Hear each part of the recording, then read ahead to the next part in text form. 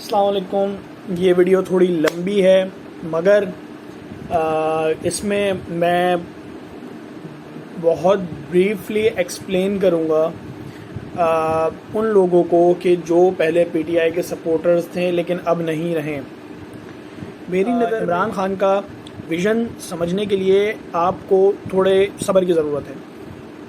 इमरान खान बोलता है भाई मैं इन लुटेरों को बाहर उठा के फेंकूंगा। उसकी जो सारी सियासत है वो अपोजिशन के इर्द गिर्द घूमती है और इन्हीं मुहर्रिकात की बुनियाद पर हमारे बहुत से तज्ज़िया निगार उसको इस बात पे तनकीद का निशाना बनाते हैं कि इनकी सारी सियासत तो अपोजिशन यानी अपोजिशन की बुनियाद पे ही घूमती है कि इसको टारगेट करा, उसको टारगेट करा। इवन कई लोगों ने तनकीद इस बात पे करी कि करप्शन से आपको क्या मिला, कुछ भी नहीं निकला करप्शन से। भाई वो इतना ज़्यादा अपोजिशन को क्यों टारगेट करता है, लोगों को ये बात समझ में नहीं आती है। दरअसल मैं आपको एक एक करके इन सारे धागों को खोलना शुरू करता हूँ। सबसे पहली बात तो ये है कि ये ख्याल कैसा है कि भाई ये दो तीन ये जो हैं पॉलिटिकल पार्टी, ये पाकिस्तान का सबसे बड़ा मसला है और इनसे निजात हमारी निजात है। सवालात के सिलसिलों में यहाँ से शुरू करना होगा कि पाकिस्तान का सबसे बड़ा मसला क्या है। गवर्नेंस कैसे बेहतर हो सकती है। गवर्नेंस दो तरीक़ों से बेहतर हो सकती है, ब्यूरोक्रेसी के ज़रिए, कोर्ट्स के ज़रिए, आपकी तीसरा लोकल बॉडीज़ के ज़रिए। लेकिन लोकल बॉडीज़ फिर उन्हीं को वो करती हैं, उन्हीं को। अगर आपको उनको कंट्रोल करना है तो उनको कंट्रोल करने के लिए आपके पास क्या प्लान है। हमने पीपी को देखा, पीएमएलएन को देखा और बाकी जमातों को भी देखा और इवन पीटीआई को भी देखा कि ये लोग बिल्कुल नाअहल रहें इस मामले में कि ये लोग ब्यूरोक्रेसी को कंट्रोल कर सकें। शहबाज शरीफ साहब धमकी देकर इस बंदे को यहाँ से वहाँ करके धमकी करके वो इस तरह ब्यूरोक्रेसी को कंट्रोल करते थे और इंटैक्ट रखते थे ब्यूरोक्रेसी को। फॉर द टाइम बिंग बहुत अच्छी उनकी स्ट्रेटेजी थी और उन्होंने डिलीवर करके दिया। ब्यूरोक्रेसी के मामले में डरा धमका के रखना, अपनी मर्जी के काम करवाना, अपनी मर्जी की करप्शन करना, यहाँ पर बदनीयती आ जाती है। तो अब सवाल ये उठता है कि आप इस बदनीयती की कीमत आप कब तक देते रहेंगे। बदनीयती से मुराद है कि करप्शन। अच्छा, फिर बात आती है भाई कि अगर ये भी नहीं है तो फिर हमारे पास किस किस्म की तब्दीली हो सकती है ब्यूरोक्रेसी के अंदर। अब सबसे पहली बात तो ये है कि आपकी इस आवाज़ को पहुंचाना या इस बात को करना कि ब्यूरोक्रेसी में तब्दीली आ जाए सिर्फ बोलने से मुमकिन नहीं है। आपको उसके लिए पार्टी का लीडर बनना होगा। एक आपको मुकम्मल तौर पर क्या नाम है, आपको वज़ीर आज़म या कोई मिनिस्टर बनना होगा, तब आप जाकर कहीं इन्फ्लुएंस कर सकेंगे ब्यूरोक्रेसी को। अच्छा, अब इस मुकाम पर पहुंचने के लिए तो यार अक्सर जो नॉर्मल एक बंदा है वो तो बोलेगा भाई ये तो मेरी ज़िंदगी शायद निकल जाए, मैं वहाँ तक ना पहुँच सकूँ। बिल्कुल वो हकीकी बुनियादों पर बिल्कुल सही एनालिसिस पे पहुँचा होगा कि वो वहाँ तक नहीं पहुँच सकता अगर हकीकी ग्राउंड्स को देखा जाए। तो फिर कैसे मुमकिन है कि अपनी आवाज़ को ऊपर पहुँचाया जा सके। मेरी नज़र में इसके दो पॉसिबल सोल्यूशन हो सकते हैं। एक है कि पार्टी को फंडिंग दो तरीक़ों से हो सकती है, जो कि मैं दो पॉसिबल सोल्यूशन में जिनको कह रहा हूँ। सबसे पहला तरीका है पार्टी को फंडिंग करने का, वो ये है कि आपके लोग, बहुत सारे लोग पैसे दें पार्टी को और उनको ये पाबंद करें कि भाई आप हमसे ही पैसे लेंगे और हमारी ही ओपिनियन आगे रखी जाएगी। और उनका एक बहुत बड़ा सा नेटवर्क बना दिया जाए कि जैसे कि 20,000 या 25,000 फंड रेजर्स हैं उस पार्टी के, तो वो उन्हीं की सलाह मशवरे के बाद कोई पार्टी में डिसीजन फाइनल होगा। ठीक है, कोई पार्टी में बड़ी तब्दीली, लेजिस्लेटिव तब्दीली लानी होगी तो वो उनके जरिए लानी होगी, जो पार्टी के फंड रेजर्स होंगे। अच्छा, अब इसमें किस चीज़ से छुटकारा मिलता है। इससे छुटकारा मिलता है इन्वेस्टर से, इलेक्टेबल्स की सियासत से, जिसका शिकार खुद कायद आज़म भी हुए हैं अपने दौर में, जिसका शिकार इमरान खान खुद हुए हैं इलेक्टेबल्स की सियासत में, जिसका नतीजा ये हुआ कि उनकी पार्टी ताश के पत्तों की तरह कौमी असेंबली में बिखर गई। अच्छा, तो इसको मुमकिन कैसे बनाया जा सकता है।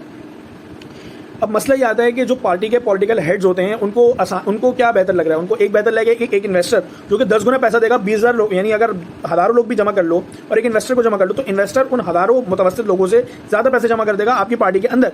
तो उनको किससे डील करना है, उनको एक बंदे से डील करना है, रादर देन कि उनको हज़ारों की बात माननी पड़ेगी, उनको अपने यानी उन हज़ारों लोगों के थल्ले या नीचे आना पड़ेगा। तो उससे बेहतर वो समझते हैं कि एक इन्वेस्टर को रख लेते हैं, उसको फिर हम लोग पॉलिटिकल फ़ायदे देंगे, जिसकी वजह से इदारों को मैनिपुलेट किया जाता है, तबाह किया जाता है, फिर इससे हमारी ब्यूरोक्रेसी का जो एक पूरा सिस्टम है और एक पूरा एनवायरनमेंट है वो ख़राब होता है। अच्छा, तो अब बात आ जाती है भाई कि क्या नाम है, एक तो ये तरीका है। ठीक है, दूसरा तरीका क्या है। दूसरा तरीका ये है कि आप लोगों को एम्पावर करें। लोग एम्पावर जब होते हैं कि जब उनके हाथ में पावर किस किस्म पावर आ जाए, या कोई ओहदा आ जाए, या फिर उनके पास पैसा आ जाए, उनके पास पैसा हो। अच्छा, अगर एक पार्टी में अगर किसी बंदे का स्टेक है तो उसकी से भी होगी। ठीक है, या उसके पास कोई ओहदा है उस पार्टी के अंदर तो उसकी से होगी। वो ओहदा कैसे मिल सकता है कि जब उसके पास कोई या तो कोई भी किस्म की पॉलिटिकल पावर हो, या पैसों की पावर हो, किसी भी किस्म की पावर हो, तो इस इन्फ्लुएंस को कायम करने के लिए और इस पावर के डिस्ट्रीब्यूशन को बढ़ाने के लिए दूसरा तरीका है लोकल गवर्नमेंट बॉडीज के इलेक्शन।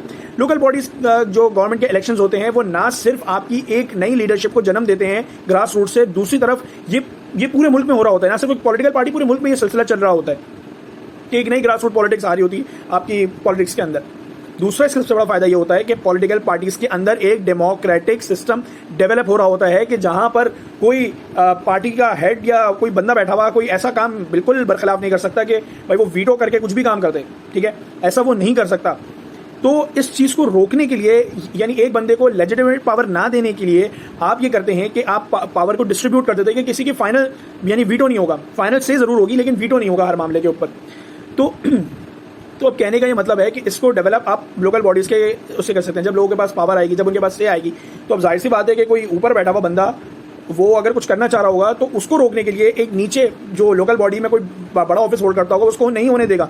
जैसे कि कोई एमपीए बोलेगा भाई मेरे यहाँ पर ना ये बंदे चाहिए, लेकिन लोकल बॉडी जो गवर्नमेंट का कोई मिनिस्टर होगा वो उसको होने नहीं देगा, ठीक है। तो ये होता है लोकल बॉडीज का असरअंदाज होना। अब दूसरी बात ये है कि अब मैं तो ये आपको ये पता चल गया कि पाकिस्तान का जो मेन प्रॉब्लम है वो कहाँ लाया करता है, पाकिस्तान में नई लीडरशिप का ना आना ये कहाँ लाया करता है। अब इस बात को देखें कि 18वीं तरमीम के तहत जो इख्तियारात थे वो डिस्ट्रीब्यूट कर दिए गए हैं सूबों को, और शहबाज शरीफ साहब अपने पूरे उन्होंने 10 साल करे और उन्होंने कहीं भी लोकल गवर्नमेंट का कोई जिक्र या कोई तस्करा नहीं करा। पीपल्स पार्टी की मिसाल हमारे सामने है कि जिन्होंने कराची के साथ एमक्यूएम के साथ मिलकर ज्यादती करते हुए 2013 का इलेक्शन एक्ट पास करा और सारे इख्तियारात एक बा इख्तियार लोकल गवर्नमेंट बॉडी से लेकर अपने पास रख लिए। तो ये लोग हैं कि आपको एम्पावर नहीं होने दे रहे हैं, जिसके बारे में हसन निसार साहब बोलते हैं कि ये लोग हाईजैकर्स हैं सिस्टम के, आपके पूरे सिस्टम के हाईजैकर्स हैं। और ये बात लोगों को समझ में नहीं आती है क्योंकि उनको इमरान खान का विजन अभी तक समझ ही नहीं आया है। अब बात कर लें कि भाई क्या नाम है, हाईजैकर्स कैसे हैं। हाईजैकर्स इस तरह है कि वो आपको इख्तियारात नहीं देते। बात होती है भाई एजुकेशन की, ये एक बड़ी सानवी किस्म की बात है, एक अनइम्पॉर्टेंट सी बात है। अनइम्पॉर्टेंट सी बात इसलिए है कि ये एक सेकेंडरी बात है, प्राइमरी बात रह जाती है वो है पैसा, वो है इन्फ्लुएंस, वो है पावर। वो आपके पास जब आ सकती है या तो आप खुद अपनी पॉलिटिकल पार्टी को एसर्ट इस तरह करें कि आप एक फंड का स्ट्रक्चर ऐसा बनाएं, जैसे कि मैं आपको एग्जांपल दूंगा, एक जर्मन फुटबॉल क्लब है वो 51 प्लस का रूल फॉलो करते हैं, यानी कि उनकी क्लब, उनकी मैनेजमेंट कोई भी फाइनल यानी वो नहीं करती, यानी उसको वीटो करा जा सकता है उनके सपोर्टर्स के जरिए, उनके सपोर्टर्स उनके फंड रेजर्स हैं, सही है ना। तो ये सारी सूरत हाल होती है। तो अब आपके सामने है कि कौन लोग चाहते हैं। अब अगर बात कर लें पीपल्स पार्टी और पीएमएलएन के दौर की और पीटीआई की भी मैं बात कर लूँ तो इन लोग का पार्टी स्ट्रक्चर, जैसे मोहम्मद जिब्रान नासिर ने मोरू के पॉडकास्ट में समझाया था कि वो एक इस तरह का है पॉलिटिकल स्ट्रक्चर। ऊपर बैठे में जरदारी साहब, उनके बेटे हैं बिलावल के बाद उनकी बेटी, अच्छा बिलावल का भी कोई बेटा होगा, उनका बेटा, अच्छा अब बिलावल के बाद जो है पार्टी को इन्फ्लुएंस करने वाले उनके कोई खालू फुप्पा होंगे, उनके कोई जानने वाले होंगे, अगर जानने वाले नहीं होंगे तो बड़े अजीजों करीब दोस्त होंगे, वो दोस्त होंगे, उनके कोई दोस्त होंगे। तो इस तरह एक पूरा पार्टी का जो पावर स्ट्रक्चर होता है ना वो यहीं रह जाता है और वो नीचे डिस्ट्रीब्यूट नहीं होता। सारी पावर पार्टी के फैसले वो यहीं रह जाते हैं और लोगों की से नहीं होती, और फिर लोग बोलते हैं डेमोक्रेटिक प्रोसेस नहीं है, और फिर बहरहाल ये सिलसिला होता है। ये आपकी पीएमएलएन के अंदर इस तरह है कि खानदान के अंदर मौजूद है, खानदान नहीं तो फिर दोस्त, रिश्तेदार फिर दोस्त आते हैं। जो आप पीपीपी की बात करें तो वहाँ खानदान है, खानदान को तो बहुत कम कर दिया, खानदान के बाद बहुत सारे कजन्स, बहुत सारे आपके रिश्तेदार, आपके बहुत सारे क्या नाम है दोस्त अहबाब। पीटीआई के अंदर क्या सीन है, पीटीआई के अंदर इमरान खान है, उनके सारे दोस्त हैं इन्वेस्टर्स, ये उनका स्ट्रक्चर है। तो इस स्ट्रक्चर को तब्दील करने के लिए, जिद्दोजहद करने के लिए दो ही तरीके हैं, या तो पार्टी को आप एसर्ट करें कि एक ढंग का फाइनेंशियल स्ट्रक्चर बनाएं, पार्टी में नज़्म ज़ब्त कायम करें। दूसरा आप इस तरह एसर्ट कर सकते हैं पार्टी को कि उनको ये बोलें कि भाई लोकल गवर्नमेंट बॉडीज़ के इलेक्शन करवाएं, कि क्योंकि जाहिर सी बात है अगर आप बोलते रहेंगे भाई कि हमें पावर दो, अगर आप ये बोलते रहेंगे, सॉरी मैं गलत बोल गया, अगर आप ये बोलते रहेंगे भाई हमें जो है ना हमारा ये करो, हमारा वो करो, रादर देन आप अपने पास अपने हाथ में क्यों नहीं इख्तियारात को लेते हैं। यही सबसे बड़ा मसला है कि भाई हमारा ये कर दो, हमारे हाथ ठीक कर दो, हमारा वो कर दो, हमारा ये कर दो। अरे भाई कब तक भीख मांगते रहोगे। आप बोलते तो हो कि आप बहुत बड़ी सॉवरेन कौम है, लेकिन आपकी तो ये हालत है कि आप हर छोटी छोटी बात पर बोलते हैं भाई हमारा तो ये कर दो, हमारा तो वो कर दो, हमारे लिए ये कर दो। ये आपकी हालत है। अपनी हालत को बेहतर बनाने के लिए अपने इख्तियारात को अपने हाथ में लेना जरूरी होता है, और ये जब ही मुमकिन है कि जब आपको ये मालूम हो कि सामने आने वाला बंदा आपको बाइख्तियार बनाएगा। और आपको क्या कहीं से लगता है कि आपको ये बाइख्तियार लोग बैठे हुए, पीएमएलएन के बैठे हुए, पीपीपी के बैठे हुए, ये लोग आपको बाइख्तियार बनाएंगे? इन्होंने तो आपके इख्तियारात अपने हाथों से छीने, इंक्लूडिंग एमक्यूएम फ्रॉम कराची। तो मुझे तो नहीं समझ में आता कि आप किस तरह बोल देते हैं कि भाई के ये और वो। बहरहाल बात है समझने की, बात समझने की ये है कि इस वक्त वाहिद इमरान खान के पाकिस्तान के अंदर कोई भी नहीं चाहता कि उसकी पावर को रेजोल्यूट, उसकी पावर को डिस्ट्रीब्यूट किया जाए, कि वही एक वाहिद बहादुर बंदा है कि जो ये काम कर सकता है, जिसके अंदर हिम्मत है, जिसने करके दिखाया है केपी के अंदर, जो कि फिर पंजाब में होने थे, जो कि फिर बलूचिस्तान में होने थे, वो ये बंदा कर चुका है। तो मैं तो उसके ही हक में हूँगा कि जो मुझको पावर दे मेरे प्रॉब्लम्स, मेरे मोहल्ले के सॉल्यूशंस को हल करने की। ये है पाकिस्तान का असल प्रॉब्लम कि जमहूरियत पूरी तरह मुकम्मल तौर पर ना पार्टी में, ना लोगों में, ना कहीं भी बहाल ही नहीं हुई है। और फिर लोग बोलते हैं कि सिस्टम में बहुत ज़्यादा खराबी है। सिस्टम में खराबी नहीं है, सोच में खराबी है। शुक्रिया।